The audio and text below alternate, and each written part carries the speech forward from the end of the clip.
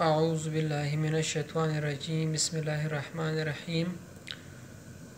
تر هر څه مخکې بیا هم ټولو د قدر وړ زده کړیالانو خصوصا د میرویس خان نیکه زابل د لوړو زده کړو مؤسسې د ښوونې او روزنې پوهنځي د بیولوژي څانګې د نباتي سیستماتیک د مضمون تعقیبوونکو ته سلامونه او لیکې هیلې وړاندې کوم په دې هیله چې جوړ روغ او خوشحاله به یاست. لکه څرنګه چې تاسو پوهېږئ زموږ او ستاسو آنلاین درسونو ادامه درلوده.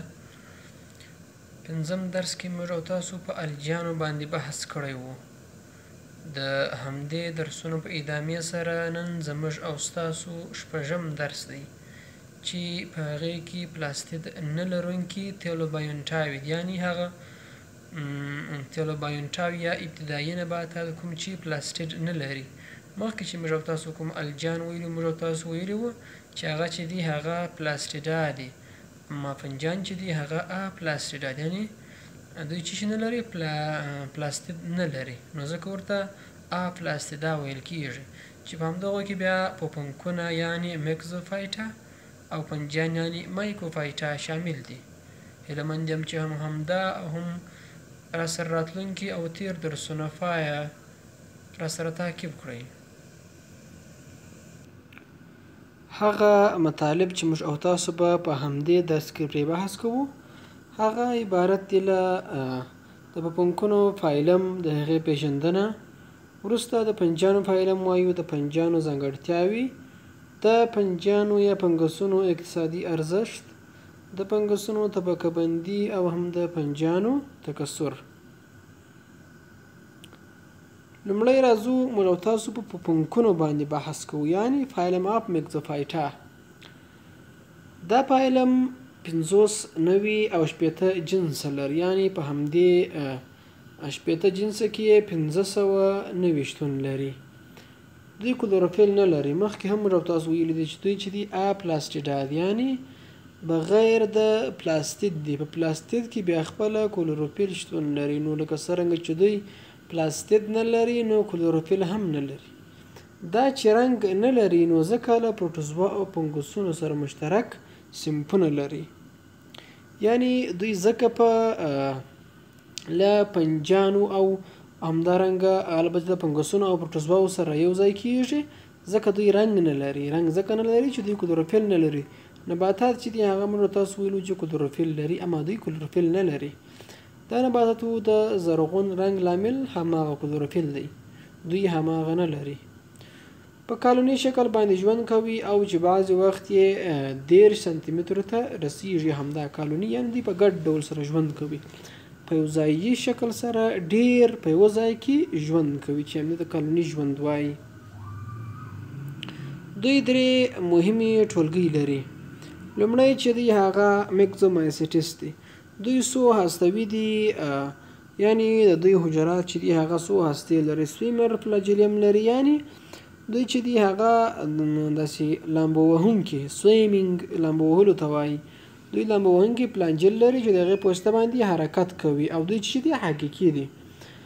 همدارنګه دویم چې دي هغه اکراستیومایسیټس دی.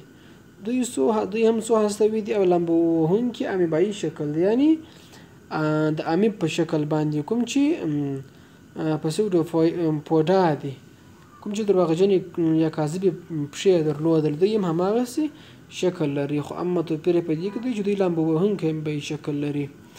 همداسې دریم ټولګۍ چې دی هغه لبرینتو املومایسیټس دی. دوی چې دي څو حجروي دي سپورنجیمونه. سپورنجیم خپله عبارت له هغه جوړښت څخه دی په کوم کې چې سپورونه تشکیلیږي یا جوړیږي. دوی هماغه نه لري او دوی بېلابېل دي.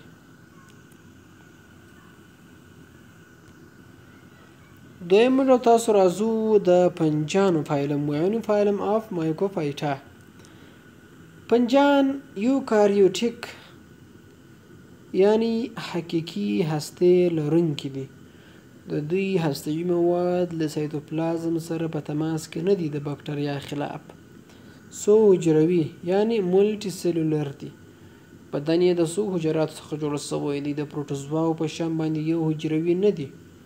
او هیتروتروف دوی نشي کولای خپله غذا خپله جوړه کړي بلکې له عضوي موادو څخه استفاده کوي د نباتاتو په خلاف چې هغه اوټوټروف دي دوی هیټوټروف دي. حقیقي ریشه پاڼه او ساکه دوی لري. موږ تاسو په شکل کې ګورو چې دوی چې دي د حقیقي ریشو همداسې ساکو همداسې پاڼو همدارنګه د دغو جوړښتونو درلودونکي دي ولې په دوی کې کلوروفیل شتون نه لري. کلوروفیل په دوی کې شتون نه لري نو ځکه دوی هیټوټروف دي. تاسو دوی ځان ته غذایي مواد برابر کړي او حرکت دوی نه کوي یعنی دوی چې دي انتقالي حرکات نه لري په زوجي او غیر زوجي شکل سره تکثر کوي او سپورونه تولیدوي. سپورونه چې دي هغه ډول جوړښتونه دي کوم چې د هستوي موادو او همدارنګه د یو قشر درلودونکي وي چې بیا له هغې څخه بل ژوندی موجود یا نبات یا هم الجی او یا هم فنجي رامنځته کیږي.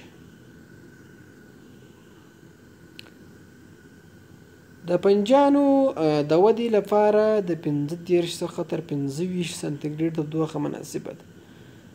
یعنی په همدې تودوخه کې دوی په مناسب ډول سره وده او تکثر او ژوند کولی شي.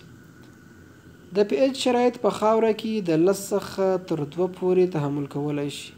که چیرې په خاوره کې پی ایچ 10 څخه 2 وي نو دوی هغه تحمل کولی شي. که چیرې له دې څخه پورته یا کښته کېږي نو دوی هلته ژوند نشي کولی. خواړه د جذب یعنی ابزوربشن د لارې ترلاسه کوي. یعنی لومړی دوی عضوي مواد پارچه پارچه ټوټه ټوټه کوي بالاخره بیا یې د بدن جوړښتونو په وسیله باندې جذبوي. د فنجیانو جسم د کوچنۍ نرۍ تارونو څخه جوړ شوی دی چې ورته هایفا ویل کیږي. هایفا چې ته ویل کیږي نرۍ کوچني تارونه دغو ته هایفا ویل کیږي. خو کله چې بیا دا هایفا وده وکړي او بل څخه جلا سي او بیا جال ته ورته شکل جوړ کړي هغه ته مایسیلیم ویل کیږي. یعنی د یوه تار یا رشتې ته هایفا ویل کیږي خو کله چې بیا دا سره یو ځای سي او یو جال تشکیل کړي هغه عبارت له مایسیلیم څخه دی او د حجروي دیوال په واسطه باندې سره چاپېر شوي دي چې د سلولوز او کیټون لرونکي دي. دوی حجروي دیوال لري چې هغه کې سلولوز هم شتون لري او کیټون هم په دوی کې شتون لري.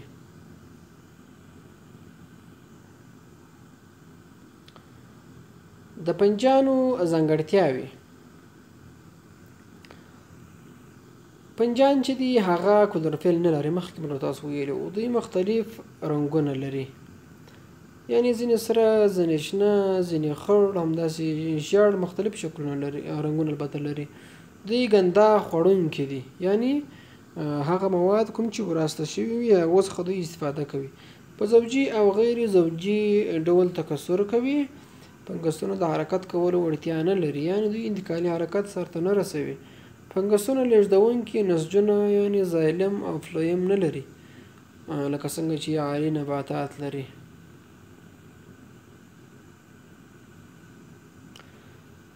نو د دې لپاره چې لا هم شعور باندې پوه سو موږ تاسو د پایکولوژي د پیژندنې تر عنوان یا هم سرلیک لاندې یوه ویډیو ګورو. موږ تاسو وینو چې ډېر ژوندي موجودات شتون لري چې ځینې له هغو څخه یې پوڅکۍ هم دي. تاسو پوهیږئ چې دا پوڅکۍ په څه شي پورې اړه لري او دا څه شی دي؟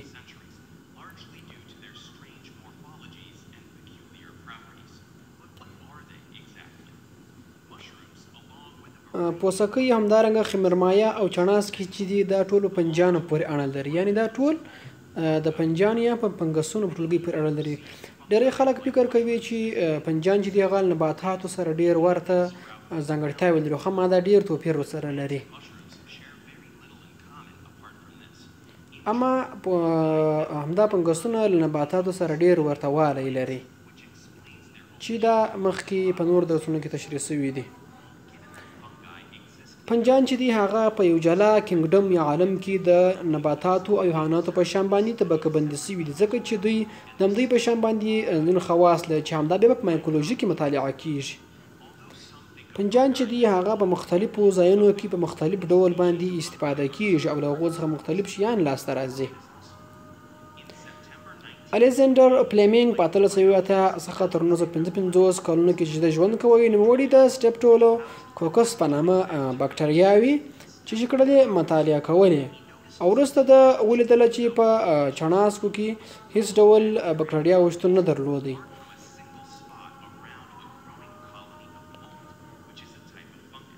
وروسته نوموړي یو ډول درمل یعنې انټي بیوټیک تولید کړل چې هغه ته پنسلین ویل کیږي.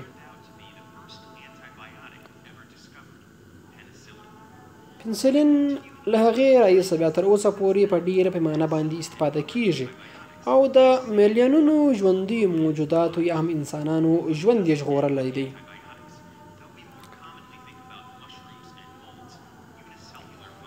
خمیرمایه کوم چې یو حجروي ژوندي موجودات دي د دوی څخه مختلفو شیانو کې استفاده کیږي لکه شرابو، بیر، پنیر، چاکلیټ او همدارنګه د ډوډۍ په لاسته راوړلو کې ورڅخه استفاده کیږي. اما ځینې پوستکي چې دي له هغه د غذایي موادو ښه منبع ده او له هغې څخه د غذا په ډول باندې په ډېر ښه ډول استفاده کیږي. همداسې دوی چې دي د عضوي موادو څخه ډېر غني دي.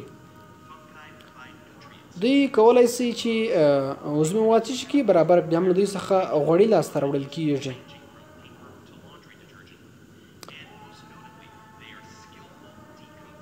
دوی همداسې په ډېر مهارت لرونکي تجزیه کوونکي انټي کمپوزر دي، یعنې دوی کولی شي ډېر نور مواد یا هم مړه شوي ژوندي موجودات تجزیه کړي. همداسې ساینسپوهان له دې څخه په بایو ریمیډیشن کې استفاده کوي، کوم چې هغه پروسه ده چې د هغې په وسیله باندې د تجزیه کوونکو په وسیله باندې ککړونکي له منځه وړي.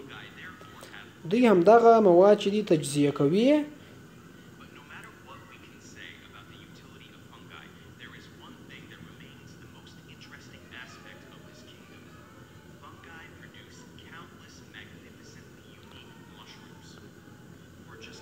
د مثال په ډول باندې موږ تاسو جیک او لانټرن فنګس چې ورته اوفتالاتوس ایلونډنس ویل کیږي دا د غذایي موادو ډېره ښه منبع ده او له دې څخه د غذایي موادو په حیث باندې استفاده کیږي.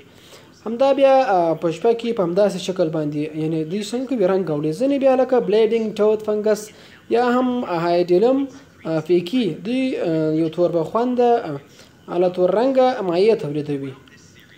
همداسې ځینې پنجان چې دي هغه ډېر ښایسته جوړښتونه او جسمونه درلودونکي دي، کوم چې دا موږ تاسو مایکولوژیکي مطالعه کړو چې په هغه کې د پوستکیانو ډېر ډولونه دي، مایکروسکوپیک پنجان دي، همداسې فنګسي ناروغۍ دي، همداسې د پنجانو کاریالونه دي چې دا ټول مایکولوجیسټس یعنې د فنګسونو پوهان مطالعه کوي. هر څوک کولی شي چې پنجان مطالعه کړي او د هغې په هکله باندې معلومات لاسته راوړي.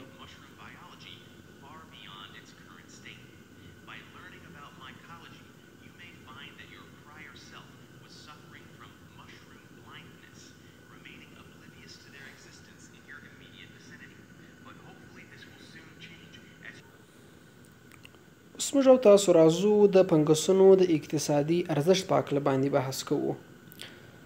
فنګسونه چې دي هغه د غذایي موادو په توګه باندې ترې استفاده کیږي، لکه پوستکي چې موږ تاسو مخکې وویله چې دوی چې دي د غذایي موادو ډېره ښه منبع ده، ځکه چې ګلایکوجن د دوی په حجراتو کې په ډېر اندازه لیدل شوی دي. همداسې دوی ډیکمپوزر یعنې مړه جسدونه تجزیه کوي او د عناصرو په دوران کې مهم رول لري. یعنې دوی موږ تاسو مخکې په ویډیو کې هم وویل چې دوی ډېر ښه یعنې سکیلفل مهارت څخه ډک تجزیه کوونکي یا ډیکمپوزر دي، کوم چې د جسمونو په تجزیه کې مهم رول لري، چې همدغو جسمونو کې بیا ډېر منرالونه او مواد شتون لري چې هغه تجزیه کوي، له هغو څخه همدغه منرالونه راباسي او د عناصرو دوران ته یې ور اچوي. همداسې له دوی څخه بېلابېل انټي بیوټیکونه جوړیږي لکه پنسلین، کوم چې د الیزنډر لخوا څخه جوړ شوي ولو. همداسې دوی د لبنیاتو د محصولاتو د خرابېدو سبب کیږي. یعنې دلته موږ تاسو دلته ګورو همدا ډوډۍ چې خرابه شوې ده همدا هم د دوی په وسیله باندې دا خرابېږي. همداسې موږ تاسو چڼاسک یعنې مولډز وینو چې دا د ډېرو عضوي موادو د خرابېدو لامل کیږي. همداسې لکه کیک او بسکوټ او داسې هر څه د انساني او حیواني ناروغیو د عامل په توګه خاص اهمیت لري. یعنې دوی چې دي په انسانانو او حیواناتو کې مختلفې ناروغۍ رامنځته کوي.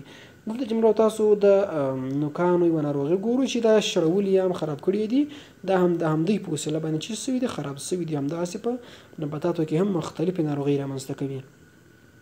دوی د ارثي او حیاتي کیمیا ډېره ښه وسیله ده ځکه چې دوی ډېر ژر وده کوي، یعنې فنګسونه ډېر ژر وده کوي. نو ځکه په ارثي په کوم کې چې له والدینو څخه اولادونو د خواص مطالعه کېږي او هم حیاتي کیمیا یا بایوکیمستري کې له دې څخه ډېره استفاده کېږي، ځکه دوی ډېر ژر وده کوي او لږ وخت اړتیا لري. دوی ډېر ښه نسل یعنې ډېر نسل تولیدوي، همداسې لږ قیمته ساحو ته اړتیا لري، یعنې د ویروسونو په شان باندې ډېر قیمته ساحو ته اړتیا نه لري. همداسې دوی د عملي کارونو لپاره لږ ځای ته اړتیا لري. دوی خپله کوچني موجودات دي، نو ځکه لږ ځای ته هم اړتیا لري.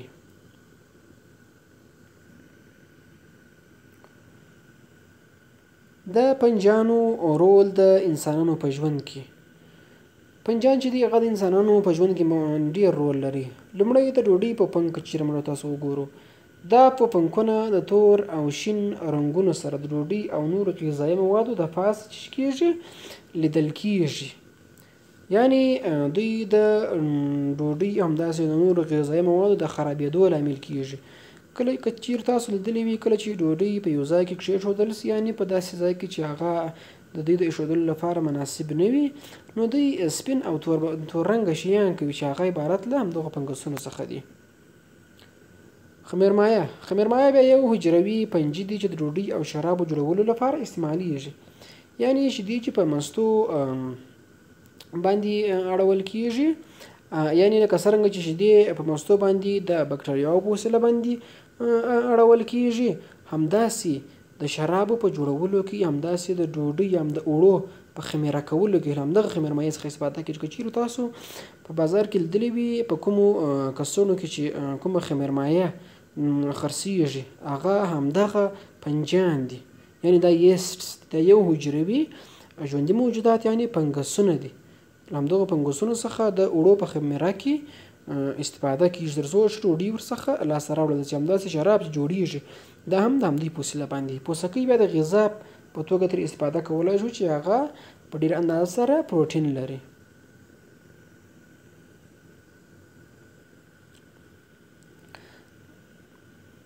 مخکې له دې چې موږ تاسو د فنګسونو په طبقه بندي باندې بحث وکړو، موږ تاسو لومړی د همدغو فنګسونو د پایلوجني ټري یا هم د دوی د تکامل درخته هغه په ویډیویي شکل سره ګورو چې مثلا فنګسونه په کوم ځای کې موقعیت لري او څنګه یې تکامل کړی دی. په همدې ویډیو کې به موږ تاسو د فنګسونو د پایلوجني یا هم د دوی د تکامل او همدارنګه دوی د طبقه بندي په هکله باندې معلومات لاسته راوړو، یعنې چې دوی څنګه طبقه بندي شوي دي او د ژوندي موجوداتو په کوم ډوماین، په کوم فایلم، په کوم کلاس، په کوم ارډر کې موقعیت لري. موږ تاسو وینو چې موږ تاسو په سیاره کې ډېر ژوندي موجودات نباتو په شمول باندې شتون لري. همداسې فنجیان چې دي هغه تر 120,000 پورې زیاتې نوعې لري. دوی مختلفو شکلونو او رنګونو او جسمونو سره شتون لري. همدغه ټول دوی چې طبقه بندي کېږي دا په ټکزانومي کې طبقه بندي کېږي چې په هغه کې ډومان، کینګډم، فایلم او داسې نور شیان شتون لري، لکه څرنګه چې نور ژوندي موجودات هم طبقه بندي شوي دي چې هغه په مختلفو ټکزن باندې ویشل شوي دي. همداسې دوی هم ویشل شوي دي.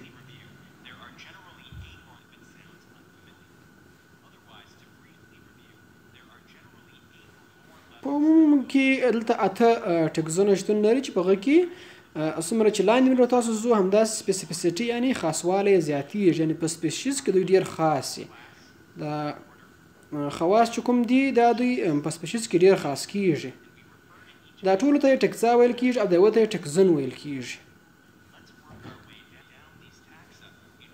راځئ چې موږ تاسو له همدغو څخه یوازې فلای اګاریک مشروم چې امانیټا ماسکاریا ده دا طبقه بندي کړو، چې د ټولو مخکې چې دوی په موږ تاسو په سیاره کې لایف یعنې ژوند یعنې ټول ژوندي موجودات دي. دغه ټول ژوندي موجودات بیا په 3 ډوماین باندې ویشل شوي. ډوماین خپله د ټکزانومي واحد دی چې هغه بکټریا، ارکیا او هم یوکاریا دي. فنګسونه چې دي هغه په یوکاریا پورې اړه لري. ټول څو حجروي ژوندي موجودات چې دي هغه یوکاریوټا دي.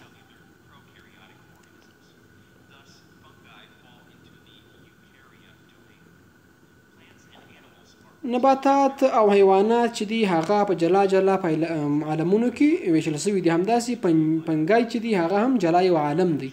فنګیان چې دي هغه له حیواناتو سره ډېر مشترک خواص لري اما نباتاتو سره لږ لري. هغه فنجیان او حیوانات چې یو ځای مطالعه کېږي هغه اوپیسټوکونټس دی. په دې کې فنجیان او حیوانات یو ځای مطالعه کېږي.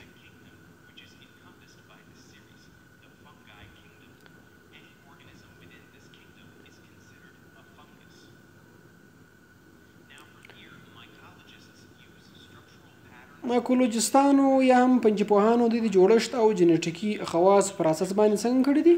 طبقه بندي کړي دي.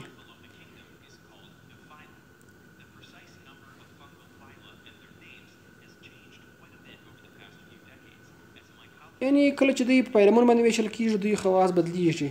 دوی چې دي په فایلمونو یا فایلا یا هم سب فایلاو باندې ویشل شوي دي. یعنی فایلا چې دا په مایکوټا باندې پای ته رسیږي او سب فایلا چې دا په مایکوټینا باندې پای ته رسیږي. دلته 8 دانې د فنجیانو فایلاوې شتون لري چې هغه د مثال په ډول باندې باسیډو مایکوټا، اسکو مایکوټا، کایټریډو مایکوټا، پلاستو کلاډیو مایکوټا، ماکروسو مایکوټا، زوفاګو مایکوټا، ګلومیرو مایکوټا او هم کریپټو مایکوټا دي.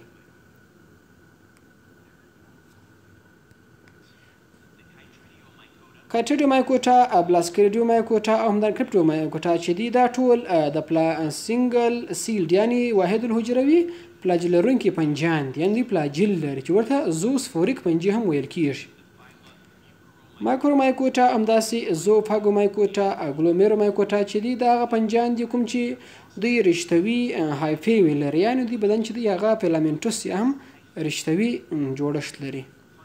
باسیډو مایکوټا او اسکو مایکوټا چې دي ته هایر یعنی عالی فنجیان ویل کېږي چې ډایکاریا ویل کېږي. یعنی ډایکاریا کې هغه عالی فنجیان چې هغه باسیډو مایکوټا دي او اسکو مایکوټا دي. د دوی دغه نوم چې دی هغه دوه هستیانو د دوه هستو په اساس باندې نومول شوی. یعنی په یوه هایفا کې دوه هستې شتون لري.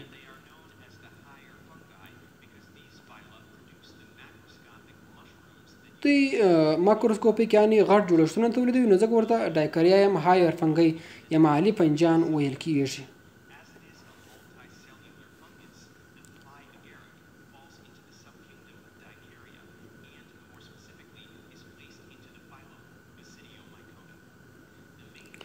یعنی په دوی کې دوه فایلم چې باسیډو مایکوټا، اسکو مایکوټا همداسې هغه کوم چې مثال په ډول باندې دوی دغه نومان د دوی د سپورونو جوړښتونو په اساس باندې ورکول شوي دي. د دوی د اسکو مایکوټا ته اسکو کارف یعنی په کوم کې چې سپورونه تولیدوي او هغه د باسیډو مایکوټا ته باسیډو کارف ویل کېږي. اسکو کارف چې دی هغه سپورونه تولیدوي جنسي سپورونه نو ځکه دوی د ساک فنجي هم ویل کېږي کڅوړې لرونکي فنجي هم ویل کېږي. باسیډو مایکوټا چې دي دوی خپل سپورونه چې تولیدوي هغه په باسیډیا په نامه جوړښت کې تولیدوي نو ځکه ورته کلب فنجي ویل کېږي.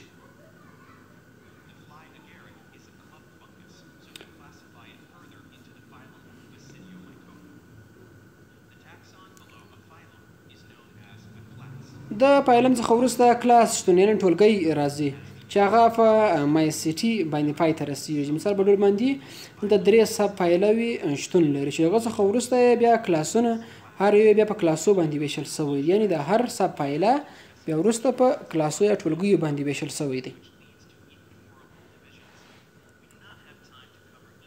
یعنې موږ تاسو دونه وخت نه لرو چې هر یو جلا جلا طبقه بندي کړو.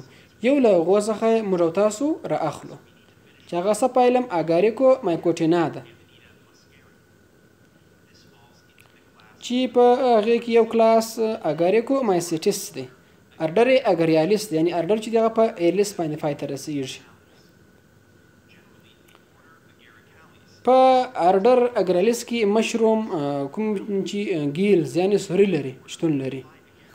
وروسته کورنۍ د کورنۍ څخه هغه په سیا باندې پای ته یعنی سی باندې پای ته رسېږي. فیملی امانیټا سیا.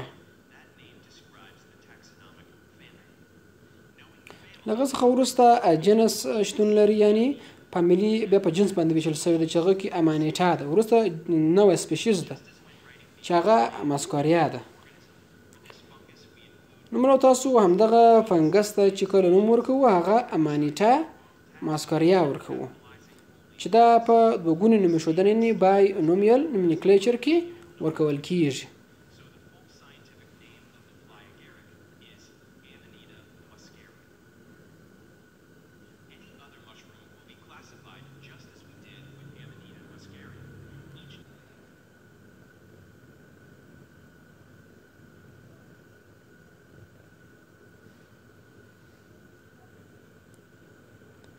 نو که چیرې موږ او تاسو اوس د دوی طبقه بندي ته وګورو، تر ټولو لومړی چې دی هغه لایف یعنې ژوند دی.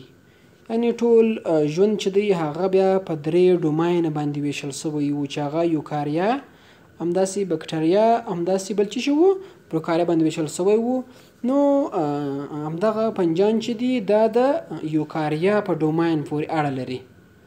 وروسته بیا په همدې ډوماین کې بیا موږ تاسو وویل چې دوی د فنګي کینګډم، یعنې دوی خپل ځان ته یو عالم لري چې په دې کې طبقه بندي شوي دي. وروسته له هغې څخه په همدغه کینګډم کې یا عالم کې ډېر فایلمونه چې له هغو څخه یو یې بسیډو مایکوټا ده. دغه فایلم بیا په ډېرو کلاسو ویشل شوی دی چې له هغو څخه یو یې چې څه دی اګریکو مایسټس دی. په دې کې بیا ډېر ارډرونه شتون لري چې له هغو څخه یو یې اګریکالیس دی، چې په دې کې بیا نورې کورنۍ شتون لري چې له هغو څخه یوه یې امانیټاسیا ده، چې له هغې څخه وروسته یوه جنس ده چې هغه امانیټا ده، او په هغې کې نوې دي یا نوې یې بیا ماسکاریا ده. دا و دوی طبقه بندي او پایلوجنیک ټری. اوس موږ او تاسو راځو د فنګسونو طبقه بندي ته.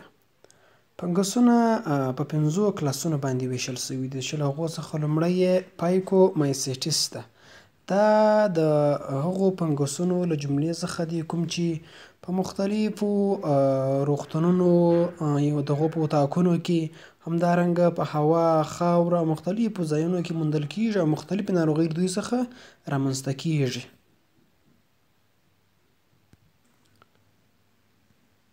دویم ډول چې دی هغه اسکومایسیټس دی.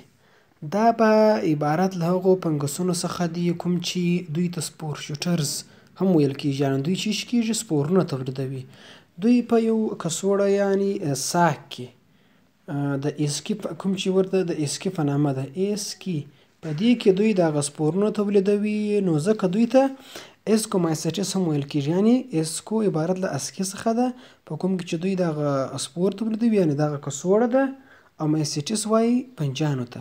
یعنې اسکومایسیټس هغه فنجیان دي کوم چې د کڅوړې ته ورته ساختمانونو کې چې ورته اسکي ویل کیږي سپورونه تولیدوي. دریم ډول چې دی هغه بسیډومایسیټس دی.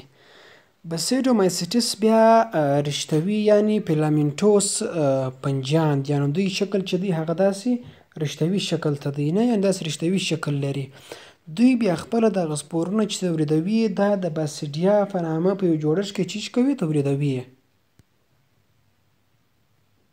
څلورم ډول چې دی هغه ډیوټرومایسیټس دی، یا دوی ته فنجي ام پرفیکټا هم ویل کیږي، یعنې دوی چې دی غیر مکمل فنجیان دي، ځکه چې هغه خواص کوم چې فنجیان لري هغه په دوی کې یعنې په لږ اندازه سره نه لیدل کیږي، یعنې هغه عام خواص کوم چې فنجیان لري. مثال په ډول باندې په دوی کې جنسي تکثر هیڅکله نه دی لیدل سوی. یوازینی تکثر چې دوی لري هغه په غیر جنسي شکل باندې یعنې غیر زوجي باندې، چې هغه ته څه ویل کیږي سپورنجیسیس ویل کیږي. د هغې په وسیله باندې دوی دا تکثر سرته رسوي. نو ځکه موږ تاسو دوی ته فنجي ام پرفیکټا ویل، یعنې غیر مکمل فنجیان یا هم ډیوټرومایسیټس. پنځم کلاس چې دی هغه ارکیمایسیټس دی. دوی د پایکومایسیټس فرعي کلاس دی، یعنې بعضې وخت د پایکومایسیټس سب کلاس پیژندل شوی دی، یعنې د هغې یو فرعي کلاس دی چې په هغې کې یوازې یو ارډر شتون لري چې ارکیاټیډالیس په نامه سره یادیږي.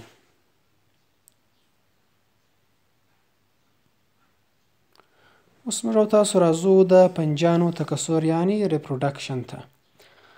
تکثر د فنجیانو یو اساسي خاصیت دی چې د همدې لارې خپل نسل ته دوام ورکوي، یعنې نه یوازې فنجیان یا هم فنګسونه بلکې د ټولو ژوندیو موجوداتو یو اساسي خاصیت دی چې د همدې په وسیله باندې د ځان په شان یعنې د خپل نسل د دوام لپاره د ځان په شان موجود منځته راوړي او خپل نسل بقا وساتي، یعنې هغه هغه ته دوام ورکړي او خپل نسل یې پاتې سي. فنجیان په زوجي او غیر زوجي دواړو طریقو سره تکثر کولی سي. هغه فنجیان کوم چې یوازې په غیر زوجي شکل سره تکثر کوي هغه ته انومورف ویل کیږي او هغه فنجیان کوم چې په زوجي تکثر توان لري یعنې په زوجي ډول سره تکثر کوي هغه ته ټیلی مورف ویل کیږي. اما هغه فنجیان کوم چې دواړه ډول تکثر سرته رسوي هغه عبارت دی له هولو مورف څخه، یعنې دوی دواړه ډوله تکثر سرته رسولی سي، هم زوجي او هم غیر زوجي. یعنې دلته موږ تاسو په همدې شکل کې د دوی تکثر ګورو. په لومړي سر کې د NN کروموزومو لرونکي حجرات چې دي هغه یو له بل سره چیش کېږي یو ځای کېږي. کله چې یو ځای سي وروسته د همدوی نقلي فیوز یعنې دوی هستې چې کومې دي دا یو له بل سره ګډېږي. کله چې سره ګډې سي وروسته د میوسس ویش په وسیله باندې یعنې کله چې هستوي مواد تبادله سي په همدغو جوړښتونو کې څلور هستې منځته راځي. وروسته له هغې څخه سپور تشکیلیږي. سپور خپله چې ده یعنې همدغه جنسي ګمیټونه دي یعنې جنسي حجرې دي چې هغه د N یعنې د هاپلوید کروموزومو لرونکي. وروسته له هغې څخه بلاسیډیوم لاسته راځي. کله چې دغه بلاسیډیوم ورڅخه لاسته راسي وروسته بیا له هر بلاسیډیوم څخه یو سپور چیش کېږي خپریږي. کله چې له هغه سپور خپور سي وروسته له هغې څخه بیا یو چیش منځته راځي یو هایفا منځته راځي یعنې مایسیلیوم یعنې لومړی هایفې منځته راځي وروسته له هغې څخه کله چې ډېرې هایفاوې سره یو ځای سي مایسیلیوم منځته راځي. بالاخره بیا همداسې دا سایکل دغسې جریان لري.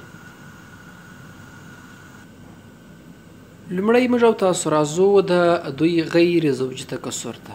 د دوی غیر زوجي تکثر چې دی یعنې د غیر زوجي تکثر هغه تکثر دی په کوم کې چې بیله دی چې جنسي حجرې یوه جنسي حجره د بلې جنسي حجرې سره یو ځای سي ژوندی موجود ویش کوي. یعنې دلته د جنسي ګمیټونو یو ځای کېدو یا هم د جنسي دو حجراتو یو ځای کېدو ته اړتیا نه لیدل کېږي بلکې بې له هغې څخه تکثر منځته راځي. همدغه غیر زوجي تکثر په فنجیانو کې د سپور د لارې رامنځته کېږي. یعنې سپور لومړی فنجیان تشکیلوي وروسته له هغې څخه دوی تکثر کوي او نور فنجیانو څخه منځته راځي. دلته یې موږ او تاسو په شکل کې په ښه ډول باندې مشاهده کولی سو. یعنې سپورونه د یو ژوندي موجود په وسیله باندې چیش کېږي تشکیلیږي. سپورز خپله چیشي دي جنسي حجرې دي. دغه سپورونه بیا وروسته جرمینیشن کوي یعنې نیش وهي. کله چې هغه نیش وهي وروسته له هغې څخه مایسیلیوم رامنځته کېږي. مایسیلیوم خپله چیشي وي د یو N کروموزومو لرونکي یعنې په هاپلوید شکل باندې. وروسته بیا د مایتوسس په وسیله باندې له همدغه مایسیلیوم څخه نور سپورونه چیش کېږي رامنځته کېږي او د همدا سایکل همداسې جریان لري.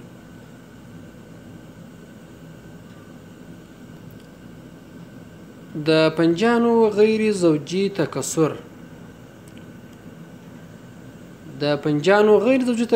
په لاندې ډولونو باندې صورت نیولی سي چې له هغو څخه لومړی ټوټه کېدل دي یعنې فرګمنټیشن.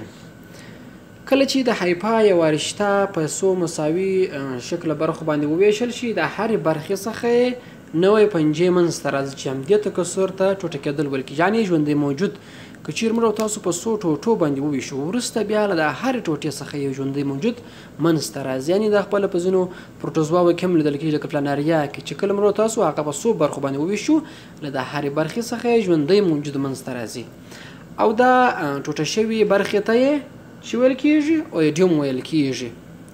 نه یعنې دا کومه برخه چې ټوټه شوې ده دا عبارت له اویډیوم څخه ده او همدغه مجموعه بیا عبارت له اویډیا څخه ده. یعنې جمع نوم چې دی هغه اویډیا دی او مفرد چې دی هغه اویډیوم دی. او که دغه ټوټه شوې برخې د تصبیر دانو په شان کار ونیسي هغه ته بیا چې ویل کېږي ارتروسفور ویل کېږي. دلته موږ تاسو ګورو په ای شکل کې یعنې دلته موږ تاسو ګورو په ای شکل کې په دې شکل باندې وي وروسته په بي کې کله چې موږ تاسو دوی په څو برخو باندې وویشو وروسته یې بیا له د هرې برخې چیش کېږي یو ژوندی موجود یا هم فنګس منځته راځي. دویم چې دی هغه دوه ګونی ویش دی یا باینري فیژن دی. په دې ډول ویش کې لومړی هسته او بیت د سایتوپلازم ترمنځ غشا چې کېږي رامنځته کېږي چې د یوې مورنۍ حجرې څخه دوه دختري حجرې منځته راځي چې یو بل ته به چې وي ورته وي. دلته موږ تاسو ګورو دا یسټ سیل یعنې د خمیرمایع حجره ده یا هم یو حجروي اني سلولر چې شي دي خمیرمایع هم فنجیان دي. دوی چې کوي ډیولپمنټ بعد یو غوټۍ تشکیلوي یعنی چې کېږي دا غوټۍ چې کله تشکیل کې وروسته بیا له هغې څخه داسې د غوټۍ په شکل باندې بله هسته منځته راځي. کله چې داسې بله هسته منځته راسي وروسته دا همدا ویش کوي چې نور فنګسونه ورڅخه منځته راځي.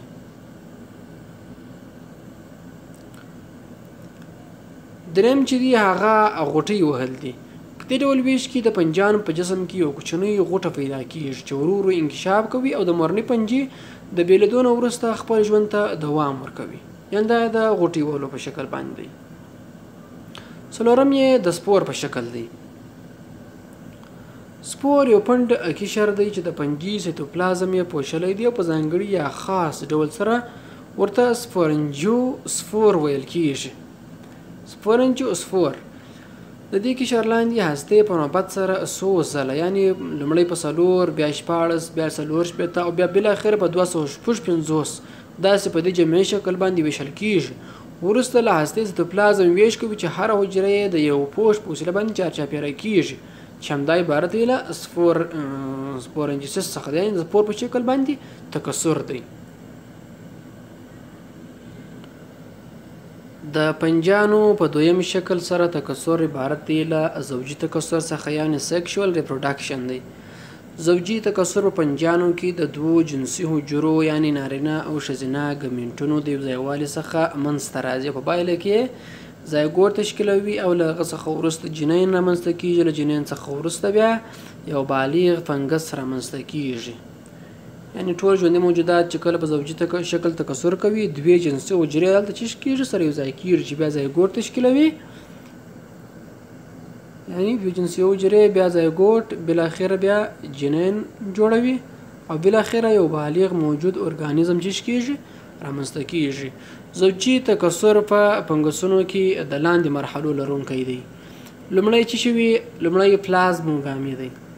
د نارینه او ښځینه ګمینټونو د ځای کېدو مرحله ده چې د دوو حجرو ترمنځ د غشا او د دوو سایتوپلازمونو په ځای کېدو سره پای ته رسېږي. یعنې په شکل کې به تاسو ګورو چې دوه فنګسونه خپلې غشاوې له بل سره شریکوي.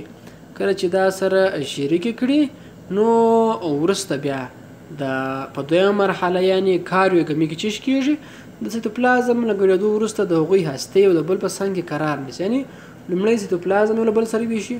کله چې سایتوپلازم یو له بل سره شریک وي بیا د دوی کې کومې هستې چې شتون لري هغه هم څنګه کوي یو د بل په څنګ کې قرار نیسي. کله چې سره قرار ونیسي دغه هستې یو له بل سره ګډېږي. کله چې سره ګډ سي نو د دې ویش په پایله کې 2 حجرې منځته راځي. نه یعنې داسې یو فنګس وي داسې یو فنګس وي. دوی خپل لومړی سایتوپلازمونه سره شریک کړي. کله چې سایتوپلازمونه سره شریک کړي وروسته بیا دوی هستې هم چې کړي سره ګډې سي. کله چې هستې سره ګډې سي وروسته له هغې څخه بیا یو د 2 کروموزومونو لرونکی چې رامنځته کېږي فنګس رامنځته کېږي. دلته په شکل کې موږ او تاسو د فنجیانو سیکشوال ریپروډکشن یعنی زوجي تکثر په ډیر ښه ډول سره مشاهده کولی سو. موږ او تاسو ویله فنجیان چې دي په زوجي او غیر زوجي شکل تکثر کوي. په غیر زوجي باندې موږ او تاسو بحث وکړي، په زوجي باندې مو هم بحث وکړي چې موږ او تاسو ویل زوجي تکثر د فنجیانو د 2 مرحلو لرونکی دی چې له هغو څخه لومړی د پلازموګامي مرحله ده. په دې مرحله کې هپلوید سیلز from 2 different mycelia یعنی د N کروموزوم لرونکي حجرات چې هغه د مختلفو مایسلیاو څخه وي دا چې کېږي یو له بل سره ګډېږي تر څو چې یو هیټروکاریوټیک سیل جوړ کړي. یعنی هیټروکاریوټیک سیل هغه حجرې ته ویل کېږي کوم چې په یوه حجره کې دوې مختلفې هستې شتون لري، یعنې د یوې حجرې هستې نه وي بلکې د مختلفو حجراتو هستې وي، هغه یو له بل سره چیش کوي ګډېږي. نه یې کېدای سي دوه وي یا هم زیات وي، دا یو له بل سره ګډېږي. همدې ته څه ویل کېږي؟ هیټروکاریوټیک سټیج ویل کېږي. کله چې د پلازموګامي یعنې د سیتوپلازم د ګډېدو په نتیجه کې دا سره شریکې سي، وروسته بیا د کاریوګامي مرحله کې، په کومه مرحله کې؟ د کاریوګامي په مرحله کې دلته بیا د نقلي فیز دغه هستې چې دا یو له بل سره ګډېږي تر څو یو ډیپلوید زایګوټ تشکیل کړي، یعنې د 2n کروموزوم لرونکی زایګوټ چیش کېږي؟ تشکیلیږي، ځکه چې یو n له همدې هستې څخه او یو n له همدې څخه، نو په نتیجه کې 2n زایګوټ رامنځته کېږي چې هغه د 2n کروموزومو لرونکی وي. کله چې زایګوټ رامنځته سي، وروسته بیا د میوسیس ویش په نتیجه کې له همدغه زایګوټ څخه بیا وروسته هاپلوید 1n یعنې یو n کروموزوم لرونکي سپورونه تشکیلیږي چې دا د یو n درلودونکي وي، یعنې د څه شي وي؟ هاپلوید وي. وروسته بیا همدغه سپورونه جرمینیشن یعنې نیش وهي. A multicellular mycelium is formed، یعنې دلته یو څو حجروي مایسیلیم له همدغو سپورونو څخه تشکیلیږي چې همدغه عبارت څه څخه دی؟ مایسیلیم څخه دی. همدغه مایسیلیم د یو n کروموزوم درلودونکی وي.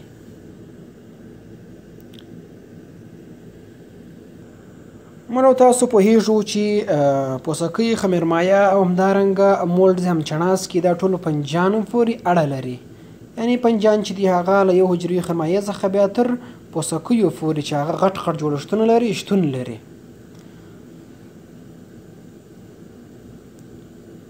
دوی په مختلفو شکلونو او جوړښتونو او رنګونو سره په مختلفو ځایونو کې شتون لري او هلته خپل ژوند ته دوام ورکوي، یعنې په مختلفو ځایونو کې دوی منتشر سوي دي. موږ تاسو باید مشروع مورفولوژي یعنې د دوی ظاهري شکل اوس وپېژنو تر څو ډېر معلومات لاسته راوړو. امانیټا جکسوني چې دا یو ډول مشروم یعنې پوڅکۍ دی چې ورته سیزرز مشروم هم ویل کېږي. دا بیا داسې شکلونه او جوړښتونه لري، یعنې په ظاهري مورفولوژیکي لیول یې داسې ښکاري چې هغه د یو فروټینګ باډي یعنې سپوروکیرف درلودونکي وي چې دلته بیا سپورونه تشکیلیږي، یعنې سپوروکارف د دوی د سپورونو د تشکیلېدو ځای دی. همداسې نور هم همداسې ځینې جوړښتونه لري.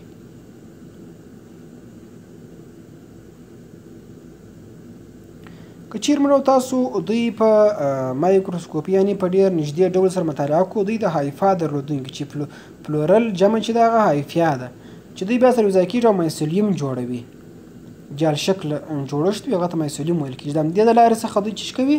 غذایي مواد او همدارنګه ترلاسه کوي او تر څو پروټینګ باډي تشکیل کړي. ځینې فنجیان د مایکرو ریازیا په نامه سره دوی عجبه جوړښت لري، یعنې فنجیان او د نباتاتو ریښې سره یوځای کېږي. مایکو وایي فنجي ته او ریازیا وایي ریښو ته، یعنې د فنجیانو او نباتاتو ریښې سره یوځای کېږي. نباتات چې دي هغه کاربوهایډریټ ورکوي او فنجیان چې دي هغه نباتاتو ته اوبه او غذایي مواد ورکوي. همداسې دوی چې دي په پرازیټیک شکل باندې هم په مختلفو ځایونو کې شتون لري، یعنې دوی د نورو ژوندیو موجوداتو باندې ژوند کوي او هغوی ته ضرر رسوي. که چیرې موږ تاسو دغه حشرات ته وګورو، دا د کوریډیسپس په نامه سره ځینې فنجیان دي چې هغه په دې ډول سره حشرات مضرر کوي، یعنې دوی مایسیلیم ورباندې راپېچل کېږي او د دوی د ژوند مخه نیسي. ساپروبیک فنجي یعنې دوی هغه فنجیان دي کوم چې د عضوي مادو چیش کوي درلودونکي وي. دغه که چیرې موږ تاسو وګورو، دوی د یو جوړښت درلودونکي د یو شاخ یعنې د هایفاو څخه دا تشکیل شوی چې د فروټینګ باډي ویل کېږي. دا ګردي شکل ته فروټینګ باډي ویل کېږي. په دا سر کې چې کوم جوړښت دا عبارت دی له فایلیس یا کیپ څخه دی. همداسې دا دویم چې دی لامیلا یا هم ګیلز دې ته ویل کېږي، یعنې دغه سوري دی. له هغې څخه لاندې یعنې همدغه ګیلز کې بیا وروسته سپورس تشکیل، یعنې دا سپورونه چې چیرې تشکیلیږي هغه په همدغه لامیلا یا هم ګیلز همدغو سوریو کې تشکیلیږي چې بیا وروسته تکثر سرته رسوي نه، یعنی چې همدغه سپورونه چې په کوم کې تشکیلیږي هغه عبارت له همینیم څخه دی. په همینیم کې سپورونه تشکیل، یعنی د همینیم په وسیله باندې سپورونه تولیدیږي. له هغې څخه لاندې سټایف یعنې ساکه ده، همدغه جوړښت چې تاسو وینئ دا عبارت له سټایف یعنې ساکې څخه. د هغې څخه لاندې بیا ولوا یعنې یونیورسل ویل دی، همدغه لاندې جوړښت. یعنی که چېرې موږ تاسو همدغه نږدې وګورو، همدا یو خولۍ لامله همدارنګه سټیپ دلته شتون لري، له هغې څخه وروسته یونیورسل ویل شتون لري. د هغې څخه په پورته کې بیا انالس یا هم پارشل ویل شتون لري. دا کوم جوړښت چې د فیالس کیف لاندې شتون لري د عبارت له انالس یعنې پارشل ویل څخه دی. کله چې موږ تاسو فنجیان مطالعه کوو نو موږ تاسو د دوی مختلف جوړښتونه وینو. دغه فنجیان چې تاسو ګورئ چې دا هم د یو فروټینګ باډي درلودونکي دي، یعنې دوی دغه خولۍ چې دا سپینه ده چې دوی دغه سپین جوړښتونه لري، د هغې څخه وړاندې وایټ سټیپ شتون لري او پارشل ویل، دا ټول شیان په دوی کې شتون لري. وایټ یونیورسل ویلي هم په دوی کې شتون لري. دې ته ډیت انجل ویل کېږي، یعنې امانیټا بایسپوریجیا ویل کېږي. دا ټول د امانیټا جنسونه، دوی یو زهر تولیدوي د اماټوټوکزین په نامه سره. اماټوکزین دا یو ډول فیسن یا هم زهر دی چې د دوی په وسیله باندې تولیدیږي. امانیټا پالویډس هم د امانیټا یو څه دی نوع ده. امانیټا ماسکریا هم د یو نوع ده. هغه فنجیان کوم چې د ګیلز پارشل ویل یونیورسل ویل درلودونکي دي دا ټول په امانیټا کې طبقه بندي کېږي، یعنې د هغې نوعې دي. امانیټا یې خپله جنس ده. همداسې فنجیان په نور مختلفو شکلونو رنګونو سره چیش کېږي لیدل کېږي. تاسو دلته په شکل کې هم ګورئ.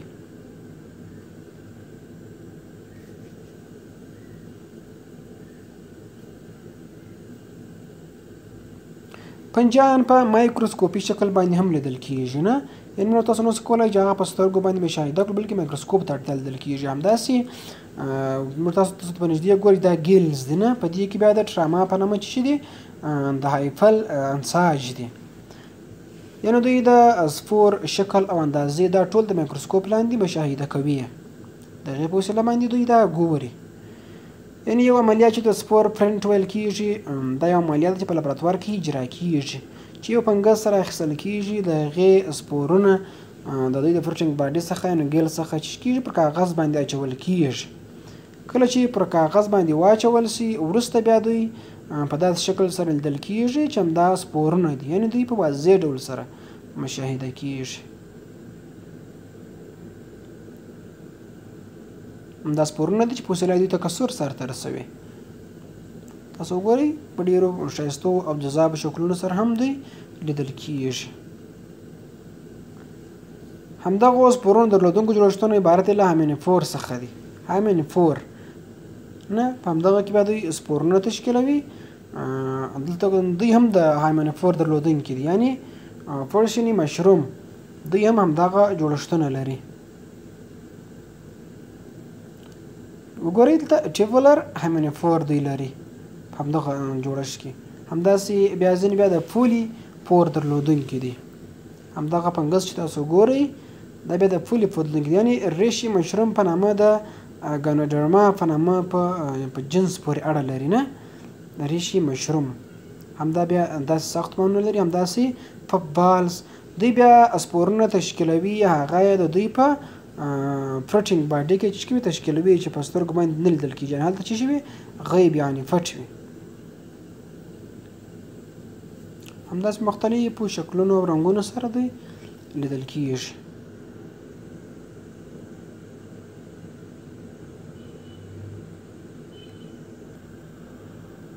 نو درس مو تر همدې ځایه پورې وو. که چېرته کومه پوښتنه لرئ وروسته درته پرېږدئ، نو ستاسو کورنی کار چې دی هغه دا دی چې په انسانانو کې د فنګسونو په وسیله باندې 10 ناروغۍ له ډېر لنډ وضاحت سره به ولیکئ. یعنې د فنګسونو په وسیله باندې چې کومې ناروغۍ رامنځته کېږي د هغې څخه به یې 10 دانې د یو لیست په شکل باندې ولیکئ او هر ناروغي به یې عوامل به یې په ډېر لنډ شکل سره تشریح کړئ. پاملرنې مو یوه نړۍ مننه. که چېرته کوم پوښتنه لرئ کولی شئ چې راته پرېږدئ. تر راتلونکي اووم درس پورې ښه وخت او ښې چارې.